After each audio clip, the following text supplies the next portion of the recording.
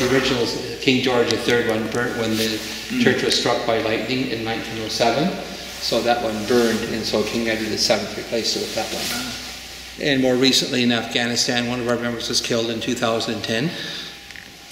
So we had 101 in the First World War for a small community. So Indian people fought in numbers disproportionate to the population of their communities, in just about every community in Canada. And a lot of our people were very good with a gun because they hunted. So that was part of our culture. So in the Second World War, we had 213. And we have to put up plaques yet for the Korean veterans, the Afghanistan veterans, the Gulf War. And so they have to be erected yet. And some of our people served also in the U.S. Army, in the Marines, in Vietnam. So we have to put up a plaque for them as well because they're from this community. So in 1984, when Ontario was celebrating the bicentennial of the province of Ontario and the coming of the United Empire Loyalists, Queen Elizabeth II put in the Canadian coat of arms in the stained glass window. There, that's that top, that one plate is from the Queen. And that depicts the landing. And one of our former chiefs, Melville Hill, when they stormed the beaches of Normandy on, I think it was D-Day, he helped carry the bodies off of the beaches. There was a massacre that took place when they landed, and so he was part of that military unit. And this triptych is in the Old Mohawk dialect, and that is a gift that was given to our ancestors after their military alliance in the American Revolution. And so in 1798 it was sent along with the bell that you just heard ring, and they put it above the altar in our church, our first church, St. George's, and they moved it over to Christ Church here after the wooden church became dilapidated. And it's the Lord's Prayer, the Commandments, and the Apostles' Creed in the Old Mohawk dialect.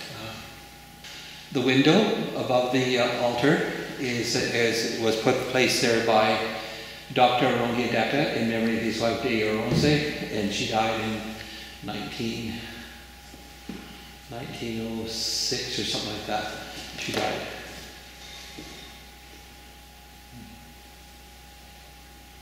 And the cross, Dr. Rongiadeka brought that from Jerusalem. Now this prayer desk, you'll notice it was given in loving memory of Archdeacon Cregan, who was the rector 1903 to 1927. So you probably have heard of the Bare Naked Ladies band. Well, that would be his great-grandfather. So his grandfather was Jack Cregan, and so Aunt Eva Maracle, she lived to be 103. And we went to Kingston, and she said, let's go over and visit Jack Cregan and his wife. So that was the bishop. So there are two groups that use this church. There's a Catholic congregation and an Anglican congregation. One of the things that happened this past March, Canon Paul Wright from St. James's Palace came, and the Queen had asked him to bring something to place as a decoration in memory of her father on the altar. Because there's the Queen Anne communion plate of Queen Anne in 1711. Then there's the King George, the third bell and triptych. And then there's a Queen Victoria Bible that's in the vestry, a gift from Queen Victoria. Then the King Edward VII coat of arms. Then you've got then there's a Queen Elizabeth chalice, and there's handbells and that plaque. But she wanted something from her father because he decorated Indians at Buckingham Palace. So she sent us her father, King George VI prayer book to decorate the chapel. Then her chaplain, Canon Paul Wright, brought it. And this is the book that was a gift from Queen Victoria. In the front are the signatures of the Queen. And can you get on that side here? Absolutely.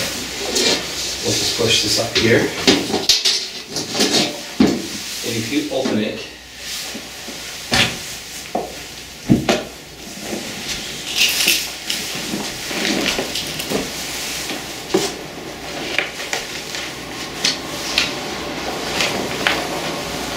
you'll see it bears the different times that the Queen Okay, and the Queen and Prince signed it.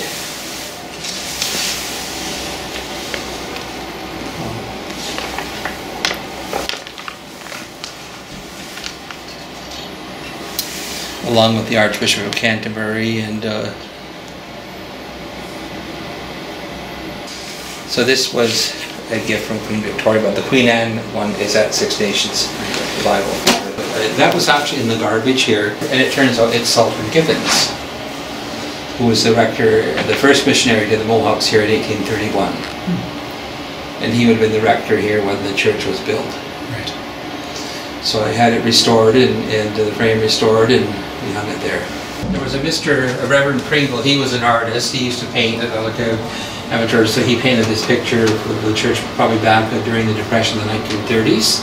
When the chiefs that the English called the four Indian kings, the Prince of Denmark had died, so it was customary for people to cloak themselves in something when they went before the Queen of the royal family were in some kind of mourning because one of their family had died.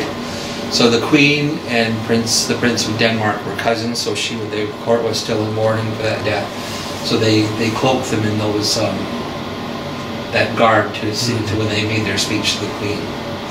And the English people styled them the four Indian kings, because when they were taken to England, they were rode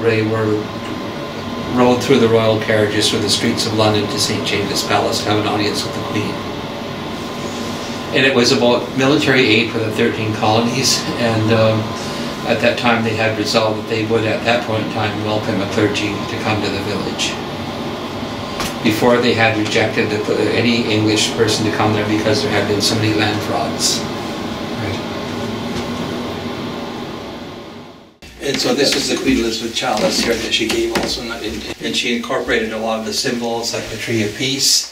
In our mythology, the earth is the turtle rising from the sea, and the living things are planted on the turtle's back. The Tree of Peace stretching in the four directions, including all the human race to unite under the branches of the Tree of Peace.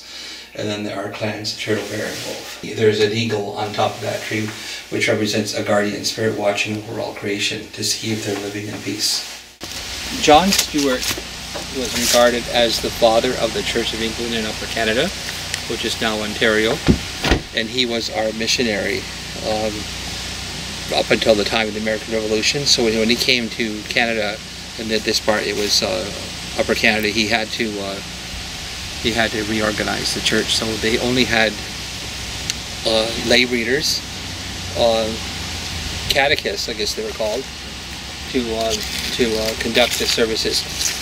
Because usually the minister would only visit once a year. They'd have baptisms, marriages, and confirmations all in one day. So Ojijisko was the catechist from 1810 till 1840, and a very close friend of he mentored under John Stuart. Of course, they were friends. They knew each other from the Mohawk Valley days. He could speak English and Mohawk, so those people were quite valuable in the community, because there would be letters that would have to be written to the government and about not church things, but political things, and so he would have did a lot of the writing for the chiefs probably at the time. Captain John Deseronto, but he was also conversant with English as well, but and provide for the spiritual well-being of the people that lived here, because they went through a lot of hard times after rebuilding their lives here because we lost everything in the American Revolution as allies of the Crown. Mm-hmm. That's Dr. Wonkideka's grave over there, first medical doctor, and he's a person of national historic importance as well. And this is my great-grandfather's grave here.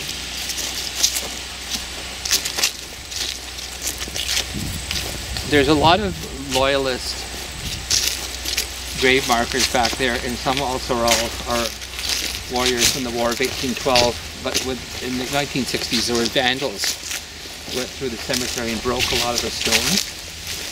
We had to pile them all up there. But this is my great-great-grandfather's monument. He was a chief, and he was a warrior in the War of 1812 and the Rebellion of 1837.